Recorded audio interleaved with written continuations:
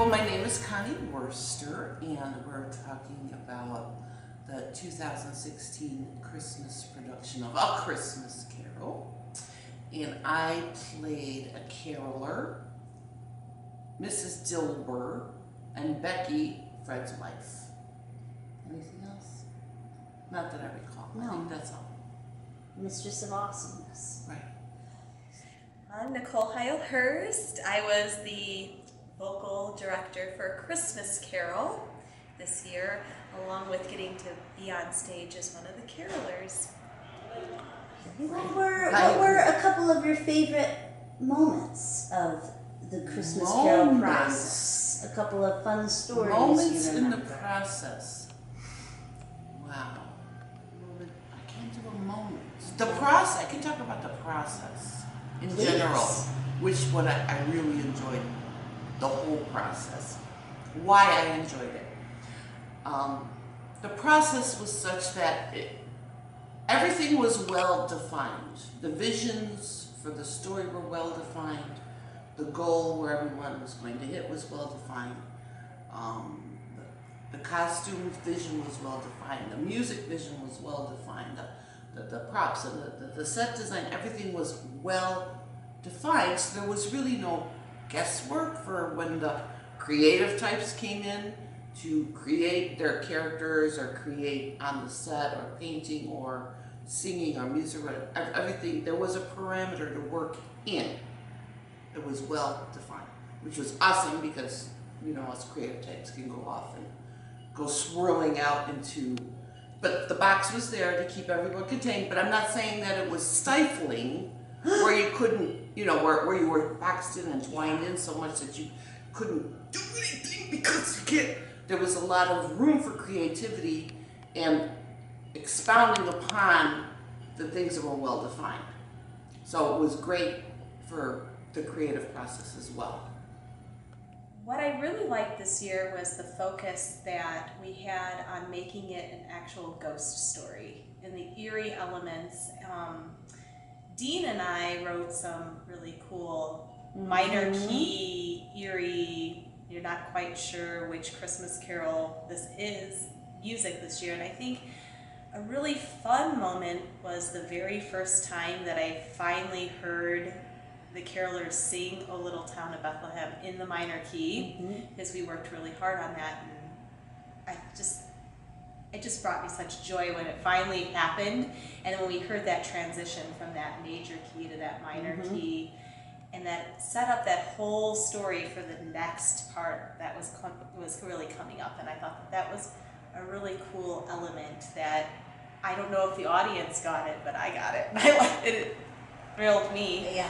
Another favorite moment I'd have to say was when every time little Braden said, "As big as me." Oh yeah. The goose as big as me. I just thought he was just so cute in his little in his little role when he would come up. Hey, just so. I just thought that was it. That was a lot of fun. The kids were really good this year. Like very professional. I think that was a really highlight because I've worked with children in the past, and this group of kids just maintained, I think they were more professional sometimes than the adults. So I agree. So that's another awesome element that I think the theater misses out on sometimes, realizing that children are the lifeblood of the theater, because once you plant that seed, they're going to be the ones that are going to come back in 15 years and take over for us when we can't play ingenues and things anymore. Because, I mean, let's be honest, pretty soon we're going to be out of, a lot of us are going to be aged out of some of these roles. I don't want to admit it, I'm still 25.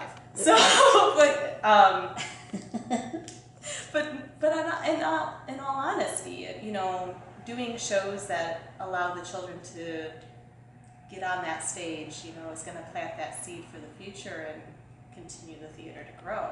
Because if we don't let that happen, it's going to die off with us, and that's no good.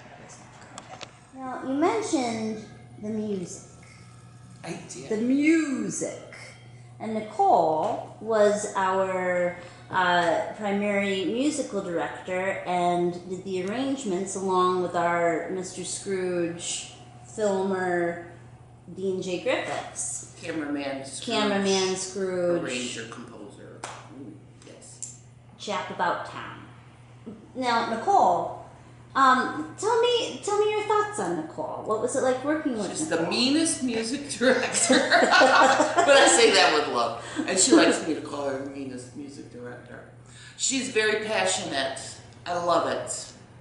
She knows what she's bringing us into, and she knows how to get us there, and she feels it's coming, and then something happens and she just gets aggravated.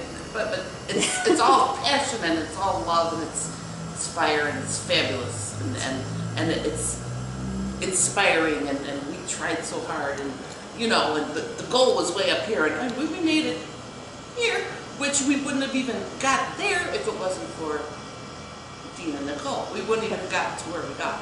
Right. It would have been So if you set the goal, and you push and you try, and everyone wanted to do it so bad. We wanted to do it. Yes. We weren't like, man, it's too hard, I'm not gonna do it. We wanted to. What was Nicole like? Fantastic. What was she like to work with as a fellow caroler? Oh, she was a joy. She was so fun. I love the way she hit her little drum.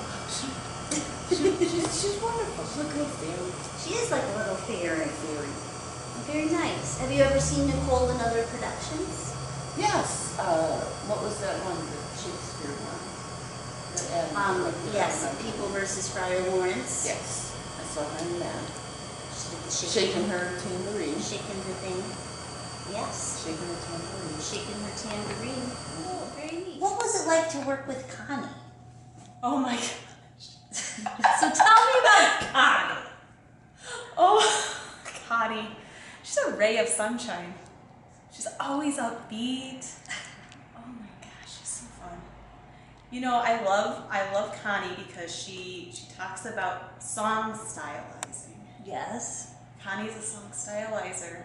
She's very good at it. Stylist. Mm-hmm. Yes. But her presence, just her presence is so calming, but yet on stage has so much charisma and energy, and really kind of gets other people to that level too. So it's just so funny to be a calming but energetic person. That's what I think is really cool about.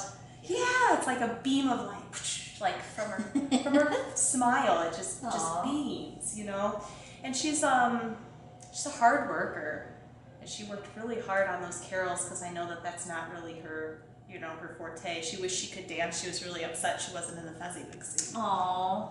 Because she's like, Nicole, we're dancers. Why aren't we there? but yeah, Connie. You can't say enough good things about Connie, to be honest. And I think, having that positive force is always really good when people start to get a little down on themselves. She kind of kept everybody kind of cool. Like, yeah, guys, we can do this when things seem to get a little rough with the music, because I was the meanest vocal director and made the music so hard. But they pushed through, and I think that it was a lot because, she had such a positive presence. You could say anything about your experience with Nicole and the production. Nicole. And say it, to the camera. Nicole, thanks for believing in us. In 20 years, Oh my goodness. yes, what do you hope to remember from your experience with the Christmas Carol? 20 years. The good times, the jokes. We had Tina from Germany, and I just think that was like the coolest thing ever, because she talked a lot about how in Germany you don't do this for fun. Nobody does this for fun. Professionals do this. Oh, that's funny. So, I was going to her say, I'm so German. Her big joke was, well, no, people don't just do this for fun. You're a professional and you do it, and it's an opera or whatever it is, and you don't do, and just our little, learning about all of like those little different cultural nuances. But my favorite was, for some reason, she just would get her language mixed up a little bit. And every time we sang "God Rest Ye Merry Gentlemen," it was God rest ye, Jerry Mentalman. And I hope in 20 years I finally get to meet Jerry Mentalman at some point in time. I mean, God rest he. God rest he. I mean, I want to know where he's buried.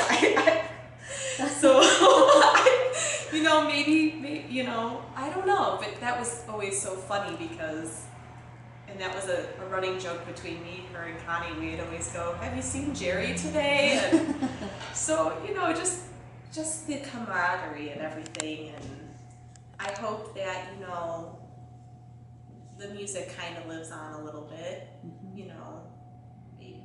Maybe one day in 20 years we'll have a reunion and sing a little town of Bethlehem in the minor key or something. Who knows? But I hope to remember, all the fun and the joking and the feeling that you get when you finally work so hard and then it comes on the stage, and how you all feel like, yeah, we finally did it. That's the thing that you always want to remember as you go into the next show and the next show and the next show, to remember, remember when we felt like this wasn't going to work and it did? So to not get to that lull, hopefully in 20 years, I'll finally realize that it's not D-Day. Yes.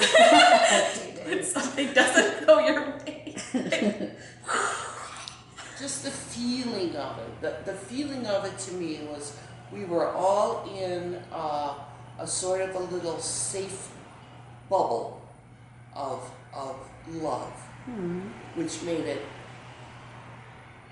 comfortable and not intimidating in any way, which made it comfortable for people to create and just appreciate each other, appreciate what we were doing together, what goal we set as a unit, and how we all got there. Just the feeling of that would be the thing that I would remember.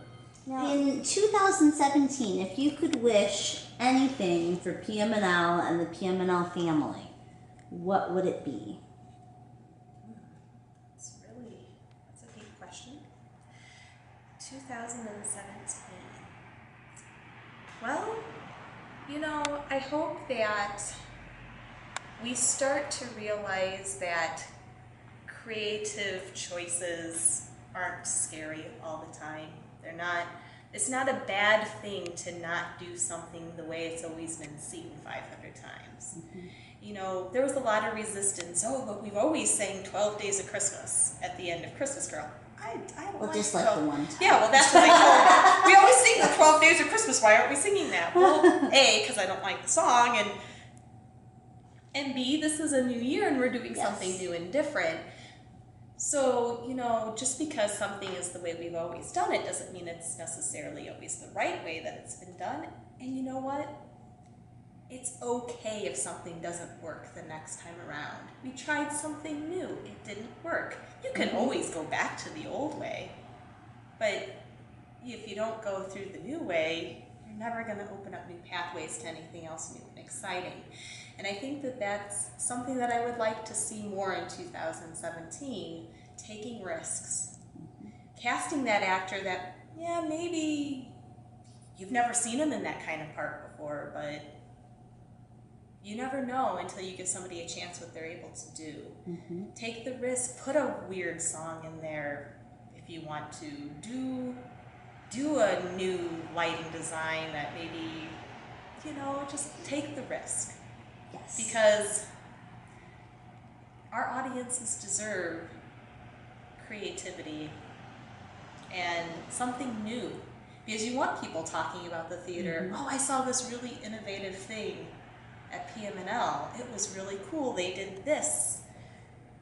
That's how we're going to keep the interest and sell the tickets. So be creative. Don't be scared of it. It's not scary.